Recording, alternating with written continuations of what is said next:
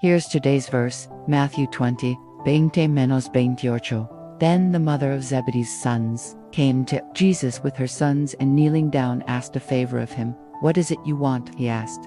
She said, "Grant that one of these two sons of mine may sit at your right and the other at your left in your kingdom." "You don't know what you are asking."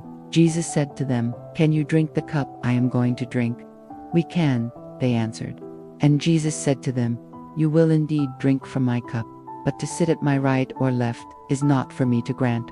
These places belong to those for whom they have been prepared by my Father." So the 10 heard this and were indignant with the two brothers. When Jesus called them, he said, "You know that the rulers of the Gentiles lord it over them, and their high officials exercise authority over them. But it's not to be this way among you. Whoever wants to become great among you must be your servant, and whoever wants to be first among you must be your slave. For even the Son of Man did not come to be served, but to serve and to give his life as a ransom for many." Let's take a closer look at this passage.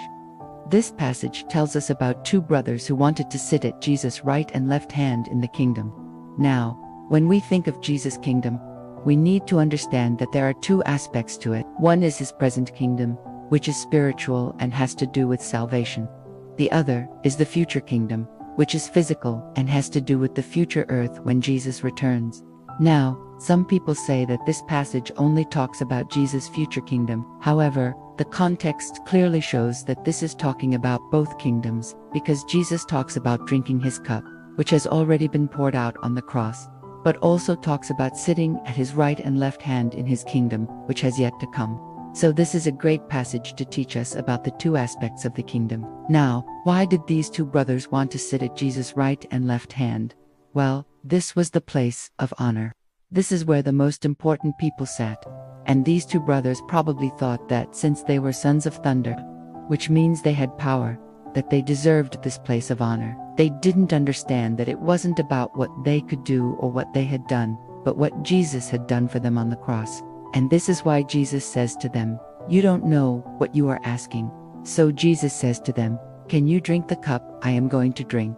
And they said, "We can." And this shows us that they knew there would be suffering involved in being with Jesus, but they didn't realize that to sit at his right or left hand meant nothing if they weren't willing to suffer like he suffered. And this is why Jesus says, "You will indeed drink from my cup, but to sit at my right or left is not for me to grant." This means that, although they will suffer for Jesus, it doesn't mean that they will receive the highest reward. This reward belongs to those who have been prepared for it by God the Father.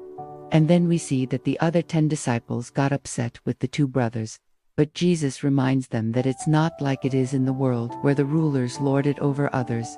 No, in his kingdom, the one who wants to be great is a servant, and the one who wants to be first is a slave. And he reminds them that even the Son of Man didn't come to be served, but to serve, and to give his life as a ransom for many. Hey, I hope this helps you see that Jesus gave his life as a ransom for many. And I pray that you remember that the greatest way we can honor him is by serving others.